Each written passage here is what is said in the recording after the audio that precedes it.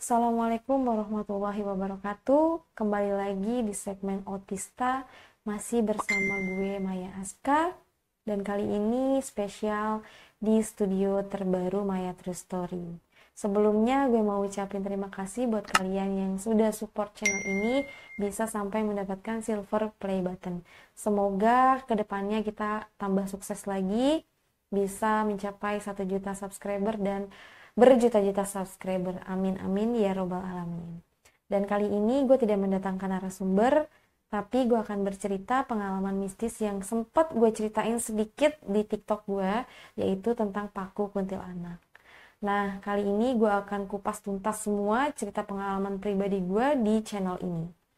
Buat kalian yang penasaran, tetap stay tune di segmen Otista, obrolan mistis kita.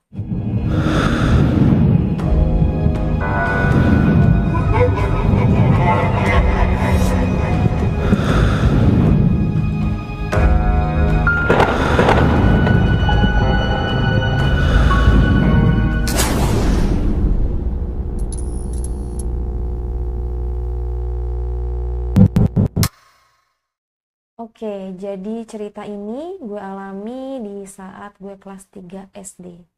Dan itu tepatnya waktu gue diajak pergi ke rumah salah satu saudara bokap gue yang ada di daerah Meruya. Untuk detailnya gue gak akan bisa kasih penjelasan di sini, lokasi tepatnya di mana, karena memang udah pindah juga sih rumahnya, udah lama. Jadi ceritanya tuh gini, gue kan diajak nginep di rumah saudara bokap gue ini. Dan rumah itu memang dikelilingi sama kebun-kebun gitu. Jadi kayak di depan rumahnya itu banyak kayak orang nanam-nanam tanaman kayak sawi gitu-gitulah. Dan di sana memang rumahnya itu cuma berdempetan 3 rumah sama saudara bokap gue yang lainnya. Jadi adik-adiknya bokap gue tuh di situ gitu, ada 3 rumah. Dan rumah yang gue inepin ini, toiletnya itu ada di luar dari rumah itu gitu. Memang nggak jauh sih, cuma lokasinya tuh bener-bener di luar gitu ya, bukan toilet yang ada di dalam rumah. Nah, singkat cerita, gue ini nginep itu jalan sampai di rumah saudara gue itu habis isya. Itu sekitar jam 8. Jam 8 malam, dan memang itu tempatnya kan masih ngelewatin kayak tanaman-tanaman petani-petani di sana lah ya. Itu agak gelap juga dan jalanannya tuh setapak gitu. Itu memang masih di kota, cuma di daerah Meruya itu sih yang terkenal sepi gitu ya di tempat itu. Di situ ada pohon mangganya besar banget, dan sebelum masuk ke lokasi rumah saudara gue ini, itu ada satu warung kecil gitu lah, kayak warung rokok gitu lah. Warung dari gerobak gitu. Terus gue masuk ke dalam gapura depan. Itu kan memang jalannya setapak banget dan itu gelap. Di situ gue masih kecil dan gue masih takut lah gitu ya ngelihat sosok-sosok yang ngikutin gue nih dari jalanan gitu. Terus gue itu jalan tapi sambil merem karena gue takut ngelihat di sekitar gue ini. Nyokap gue bilang, kenapa sih tutup mata kayak gitu, nggak mau, Maya takut gitu kan. Terus nyokap gue bilang, udah nggak usah diliatin gitu, kalau emang takut ya udah pegangan aja, jalannya jangan merem gitu, nunduk aja ke bawah gitu kan. Akhirnya gue ikutin lah nih saran nyokap gue tuh cuman tatapan gue bener-bener cuman ke bawah doang gitu kan. Emang jalannya nggak terlalu jauh, cuma yang namanya lokasinya gelap, untuk jalan ke situ tuh terasa jauh banget gitu kan. Sampailah di rumah saudara bokap gue ini. Di sana gue memang nggak betah sama sekali. Dari awal gue tahu rumah itu, gue nginep di situ, dan memang gue nggak betah sama sekali gitu. Entah karena memang itu bukan rumah gue kali ya, jadi ya gue nggak betah aja gitu. Gue nggak betah banget gitu nginep di situ, dan dibujuk kayak gimana pun gue tetap nggak bisa tidur gitu kan. Singkat cerita, itu jam setengah 12 malam. Jadi tuh gue nangis terus karena uring-uringan. Gue tuh nggak pengen nginep di situ, gue pengen pulang gitu kan. Nah, nyokap gue bilang kalau mau pulang ya udah sana pipis dulu gitu kan. Biar nanti pulang di jalanan nggak pengen pipis. Nyokap gue tuh ngebohongin gue gitu kan. gue pipis, diantarlah sama bokap gue sama nyokap gue ke toilet itu yang ada di belakang rumah saudara gue ini. Gue ke toilet, dan di situ tuh kayak ada suara, lo tau gak sih suaranya tuh, kalau gue bilang sih kayak suara soang atau suara bebek gitu lah ya. Itu suaranya itu bener-bener dari pelan sampai kenceng suaranya gitu. Di situ gue pikir suara binatang, tapi gue takut. Gue bilang sama nyokap gue, "Ma, nggak mau takut, itu ada suara apa?" gitu. Karena gue pernah dengar dari bokap gue bilang, karena waktu itu gue nangis terus, bokap gue ngomong gini, "Tuh denger tuh, ada suara soang. Kalau misalnya suara soang itu bunyi tengah malam, itu berarti suara kuntilanak gitu. Pokoknya kamu harus tidur, jangan melek terus, takutnya malah nanti disamperin sama si kuntilanaknya itu." Bokap gue tuh nakut-nakutin, tapi ketrigger nih sama otak gue. Jadi setiap gue dengar suara itu, gue pikir itu kuntilanak gitu kan. Singkat cerita, gue masuk ke dalam toilet. Gue tuh ngeliat ada sosok perempuan di atas tempat air, kayak zaman dulu tuh kayak model plesteran gitu lah ya, kayak kolam, tapi nggak ada keramiknya, cuma plesteran aja. Dia tuh duduk di atas tempat air itu, tapi hadapnya ke tembok. Jadi gue cuma ngeliat rambutnya yang terurai panjang banget sampai ke lantai-lantai toilet. Di situ gue sempet kaget, gue pucat dan gue nggak ngomong sama sekali gitu. Gue cuma melotot, tatapan gue pucat, tatapan gue kosong.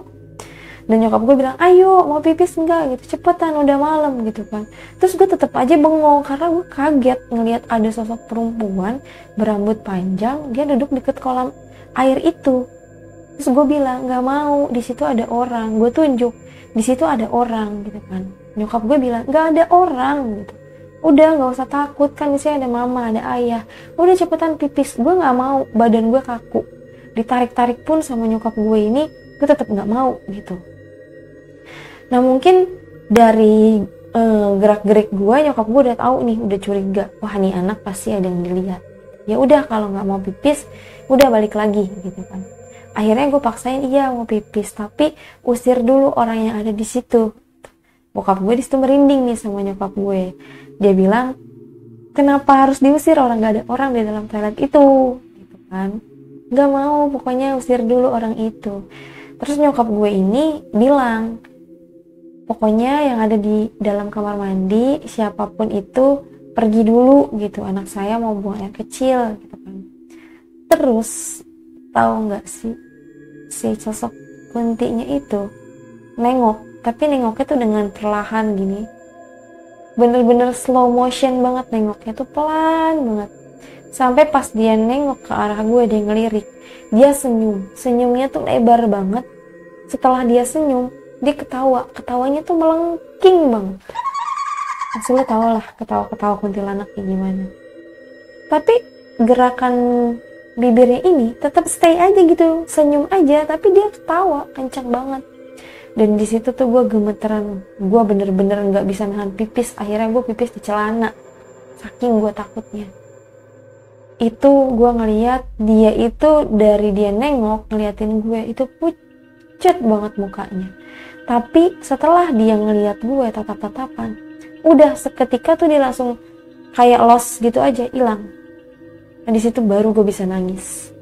Gue baru cerita sama nyokap dan bokap gue kalau gue ngeliat sosok perempuan mukanya pucat ya.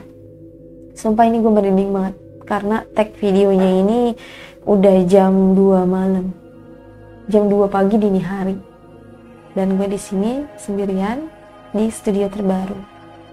Dan di studio ini sebelum gue podcast, kita ada sedikit sedekahan dan banyak banget gangguan sosok-sosok yang masuk ke dalam badan gue dan ke badan nyokap gue.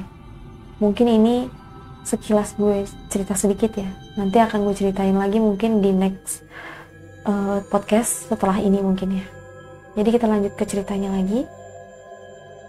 Setelah gue nangis, gue pipis di celana, barulah nyokap gue sadar kalau gue ini bener-bener melihat sosok nyokap gue tuh udah ngeliat ya, sosok si perempuan yang ada di tempat air ini.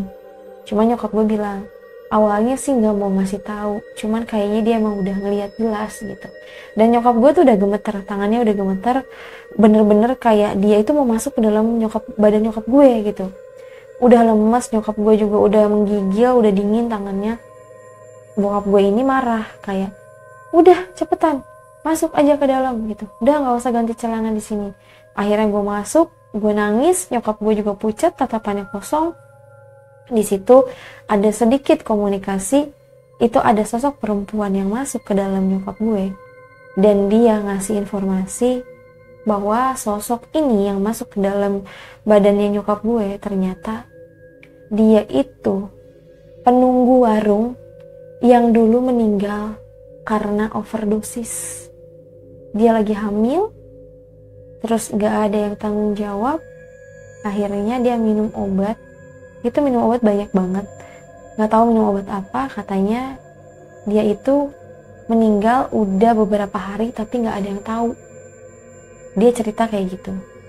Dia titip nama si pelakunya ini yang menghamili dia. Terus dia nyebutin nama aslinya dia. Nama aslinya di sini gue nggak bisa sebut karena gue takut nanti sosok itu energinya datang gitu kan. Ya pokoknya sosok itu komunikasi ke nyokap gue. Dia menceritakan kronologinya semuanya dan itu valid.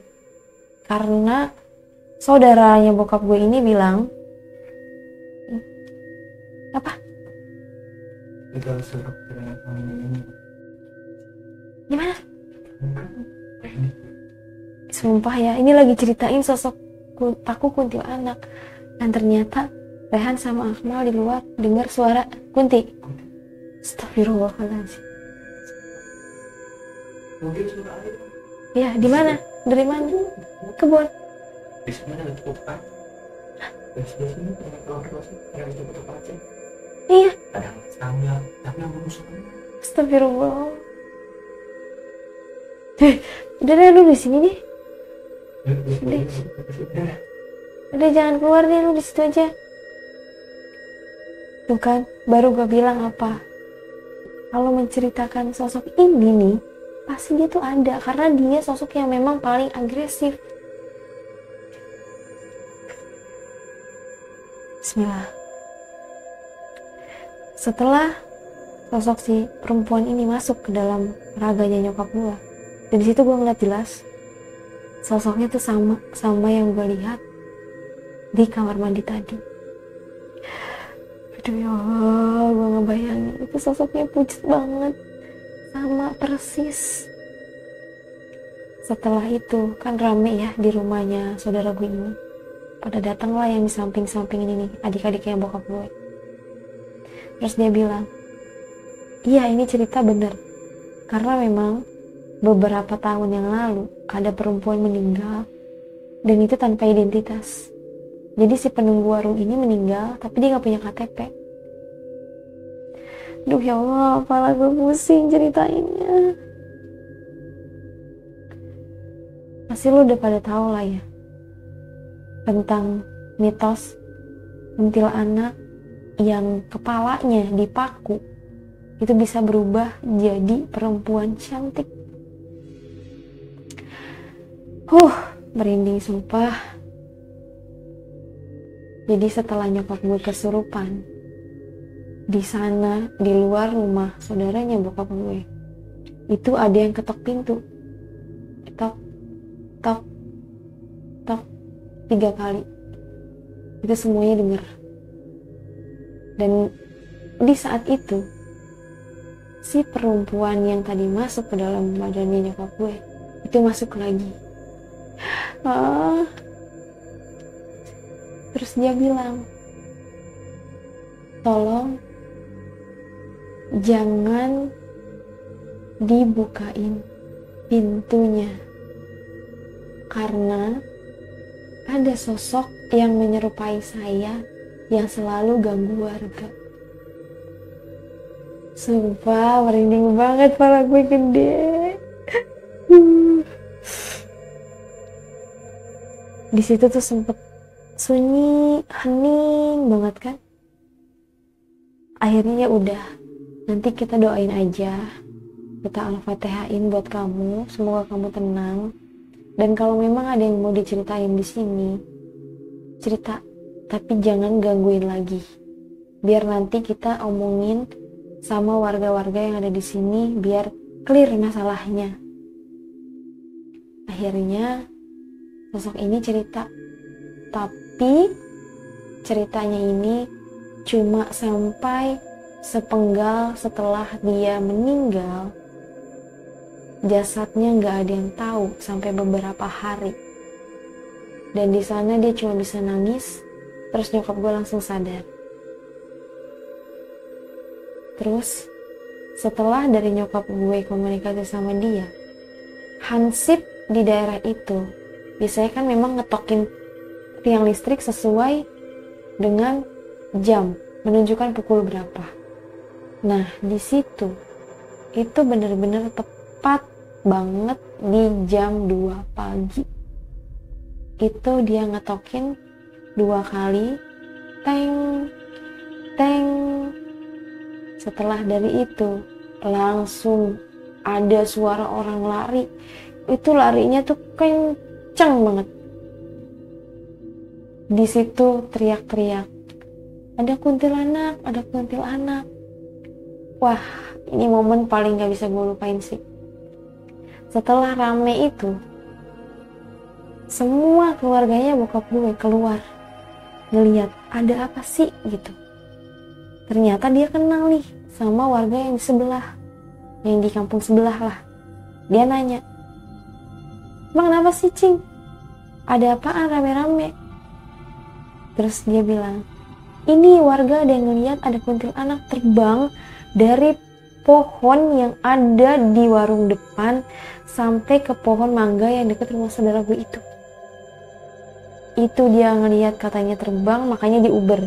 Soalnya sosok ini sering banget gangguin orang lewat. Itu kan berdekatan dengan komplek. Jadi kalau orang lewat tengah malam udah sepi, itu pasti dia ganggu, entah dia nyebrang atau dia terbang. Di situ disenterin semua pohon, itu nggak ada sosoknya. Tapi gue nggak lihat, soalnya gue di dalam, gue takut. Gue cuma sama nyokap gue doang sama bokap gue. Nggak ada di center. Akhirnya warga rame bubar. Setelah gue tutup pintu nih, saudara gue nutup pintu, beberapa menit lari lagi itu warga. Jadi bener-bener kayak dikerjain nih sama sosok kunti ini gitu. Itu pintu rumah saudara gue didobrak sekenceng-kencengnya. Sampai gue lagi tidur di depan TV, di depan ruang TV, itu kelangkahan. Untungnya gue gak keinjek. Itu warga pada ketakutan.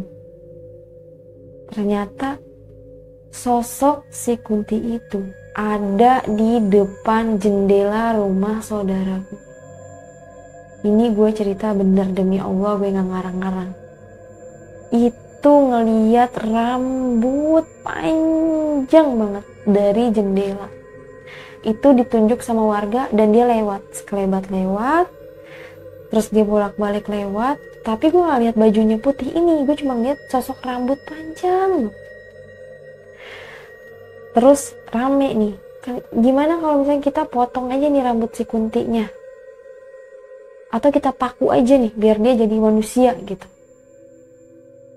Rame-rame keluar, dia berdiri, jelas banget dia berdiri di depan jendela rumah saudara gue. Itu rambutnya sampai ke bawah-bawah. Niatnya itu mau digunting, dipegang sama salah satu hansip itu rambut. Pas dipegang rambutnya nggak kena, dia langsung terbang cekikikan, suaranya melengking. Nah disitulah gue nangis lagi, karena bener-bener kayak gue nggak mau dikasih kelebihan kayak gini. Dan ternyata di situ bukan cuma gue yang denger. Semua orang yang ada di situ dengar, dan semua orang yang ada di situ ngeliat rambutnya itu panjang banget. Terbang, akhirnya dapat satu rambut itu panjang, rambutnya panjang banget, disimpan. Nah orang ini nih percaya nih dengan mitos-mitos jimat rambut kuntilanak lah, paku kuntilanak lah, gitu kan. Sampai udah mau pagi, mereka tuh baru ngomong kayak, ini tuh udah terus-terusan kejadian, udah terus-terusan ngejailin warga gitu. Ini sebenarnya kenapa sih? Sampai saudaranya bokap gue ini cerita nih sama warga-warga yang masuk ke dalam rumah saudara gue. Cerita, dijelasin lah kronologinya. Kalau tadi sebelum kejadian ini, nyokap gue ini kan kemasukan komunikasi, disampaikan lah sama saudaranya bokap gue. Jadi ceritanya gini, sebelum ini rame nih, tante gue masuk sosok perempuan itu titip pesan kalau sosok perempuan yang ada di pohon dekat warung itu bukan sosok Kunti, tapi sosoknya dia yang memang belum tenang. Cuma balik lagi, ini kan cuma energinya, belum tentu ini arwah aslinya. Jadi si energinya ini ditirulah sama si sosok yang menyerupai Kunti ini. Dan ada orang yang benar-benar mau ngejar si sosok Kunti ini, kepalanya mau dipantek, mau dipaku biar berubah jadi manusia, karena udah terlalu geram sosok ini sering nampak. Di sana orang-orang pada bingung, oh apa jangan-jangan si ini ya, gitu kan. Kita sebut aja jangan si Mawar ya yang waktu itu meninggal karena overdosis, minum obat karena dia lagi hamil, gak ada yang tanggung jawab. Mungkin. Dan mungkin juga jin yang menyerupai dia menyampaikan untuk meluruskan mitos ini gitu. Disitulah baru, oh pantesan banyak banget yang diganggu sama sosok itu. Dan dia berhentinya itu selalu di warung. Di dekat warung itu ada pohon, memang pohon gede, itu pohon kapuk kayaknya, gede banget pohonnya. Nah disitulah, sebelum si perempuan ini meninggal, dia memang berdagang di warung itu gitu. Dia dagang, terus entah dia hamil sama siapa, dia frustasi, dia minum obat. Ternyata tuh mau ngegugurin kandungan, tapi malah dianya yang meninggal. Terus yang anehnya lagi, katanya di sosok jenazahnya itu nggak pernah ketemu di saat warga lagi nganterin jenazahnya ini nih. Karena kan dia nggak punya KTP, dia cuma punya surat dari kampungnya dia. Terus dilihatlah alamatnya, udah sesuai, dicari-cari tapi nggak pernah ketemu alamatnya. Terus ada aja halangannya, mobil mogok, tiba-tiba remnya nggak pakem. Terus sampai ada satu orang yang bilang, saya saksinya, dia bilang gitu. Karena pas nganterin jenazah ini, memang saya sempat ngobrol sama si supirnya. Yaudah kita izin aja, bilang sama si jenazahnya ini mau diantar untuk dimakamin, diantar untuk dimakamkan ke keluarganya gitu kan. Tolonglah jangan dipersulit, anterin kita untuk nemuin keluarga kamu gitu.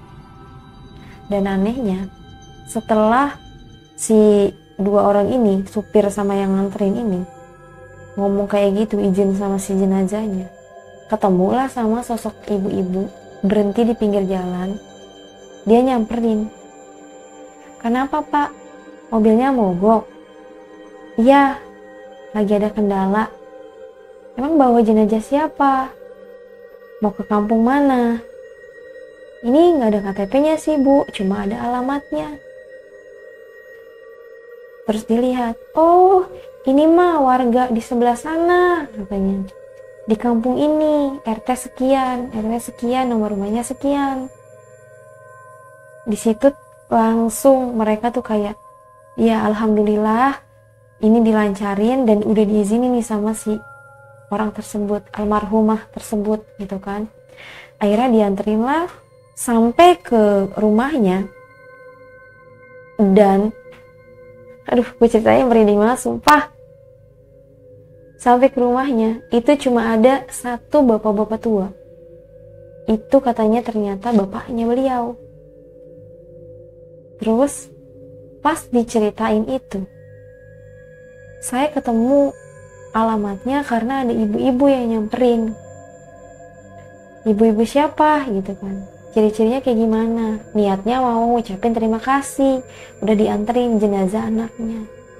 Disebutin lah ciri-cirinya. Ternyata ciri-cirinya ini itu adalah sosok almarhumah ibu dari jenazah ini. Astagfirullahaladzim. Merinding sumpah. Jadi itulah cerita mengenai paku kuntilanak yang gue alami sendiri. Jadi menurut kalian tuh gimana? Sosok makhluk halus yang mau dipantek kepalanya pakai paku supaya berubah jadi manusia, itu mustahil. Itu hanya di film. Itu cuma film ya. Jadi sekarang bayangin aja, dia ini sosok lembut, sosok makhluk halus yang wujudnya itu bisa berubah-ubah, dan kita nggak bisa bersentuhan dengan mereka. Gimana caranya benda padat, benda nyata dipantekan ke sosok yang memang tidak bisa kita pegang wujudnya? Logikanya di mana? Itu hanya sebuah film. Karena gue udah ngalamin cerita ini, bener-bener gue saksikan secara nyata. Logikanya di situ. Jadi ini bukan mengada-ngada, yang memang ini gue alami. Kejadiannya nyata. Ih, sumpah. Merinding gue ceritain ini. Jadi intinya itu dari cerita yang gue bawain ini, orang yang penasaran banget karena ketrigger dengan cerita film, sampai dia bener-bener beli paku yang dikhususkan, katanya yang udah diruat, yang udah ada mantranya, yang bisa masuk ke dalam ubun-ubun kepala si kuntilanak ini. Buktinya gak bisa, karena memang gak kayak gitu konsepnya gitu loh. Ya Allah, merinding ceritanya ini. Maaf ya mbak, aku ceritain ini cuma untuk sharing aja, berbagi pengalaman yang dimana ini kisah nyata yang aku alami gitu. Jadi inilah kisah pengalaman yang gak bisa gue lupain. Pasti dari teman-teman banyak yang nanya, kenapa sih kok hidupnya selalu berkesinambungan sama hal-hal mistis, sama dedemit? Karena memang kita hidup berdampingan dengan mereka. Dan kebetulan gue ini satu frekuensi, yang dimana gue bisa menyerap energinya dia bisa menyerap energi gue. Jadinya klop, gue bisa melihat dia bisa melihat gue. Ya mau gak mau, hidup gue itu memang sudah menyatu dengan mereka. Dan video ini gue buat hanya untuk orang-orang yang mau nonton video pengalaman pribadi gue. Jadi buat kalian yang gak percaya dengan cerita gue, gak apa-apa, skip aja gak apa-apa. Gue tidak memaksakan kalian untuk percaya dengan cerita gue. Tapi cerita ini gue ceritakan, gue kasih cerita ke kalian, ini real, kisah nyata. Gue tidak mengada-ngada dan gue tidak mengarang-ngarang. Apa yang gue rasain, apa yang gue alamin, real, ini gue ceritain di sini. Buat kalian yang masih penasaran dengan kisah Paku Kuntilanak, kalian bisa komen pendapat kalian di kolom komentar. Tapi ingat, komen yang positif dan membangun, supaya channel ini bisa terus berkembang dan gue semakin semangat untuk membuat podcast cerita pengalaman pribadi yang gue alami ini. Mungkin sekian cerita dari gue kali ini. Terima kasih buat kalian yang sudah menyaksikan video ini sampai selesai. Dan kalian yang belum subscribe channel ini, jangan lupa di subscribe, like, komen yang positif. Dan jika video ini bermanfaat, kalian bisa share ke sosial media yang kalian punya. Dan satu lagi, kalau kalian punya cerita mistis menarik dan ingin menjadi narasumber Maya True Story, bisa langsung email di alamat yang ada di bawah ini. Atau kalian bisa DM ke Instagramnya Maya True Story. Nanti kita atur untuk jadwalnya. Kalau memang cerita kalian real dan menarik, akan kita undang kalian untuk duduk di samping gue ini. Kita cerita secara langsung dan kita kupas tuntas. Dan insya Allah gue akan masuk ke dalam cerita kalian. Kalau memang masih belum ada yang selesai, semoga aja bisa jadi solusinya ketika kalian cerita di sini. Dan kalau kalian jauh lokasinya, terus punya cerita menarik, kalian bisa kirimkan cerita kalian ke email. Nanti insya Allah gue akan saring ceritanya dan akan gue podcastin di sini. Dan juga kalau kalian punya tempat-tempat lokasi yang sudah terbengkalai, terus kalian penasaran dengan mitos tempat tersebut, bisa kalian rekomendasikan juga lewat DM ke Instagram Maya Aska atau Maya True Story. Nanti insya Allah kita survei jika ada waktu dan jika ada kesempatan, kita akan datengin lokasinya. Kita akan tarik benang merahnya. Sekian aja cerita podcast gue kali ini. Wassalamualaikum warahmatullahi wabarakatuh. Salam misteri Maya True Story.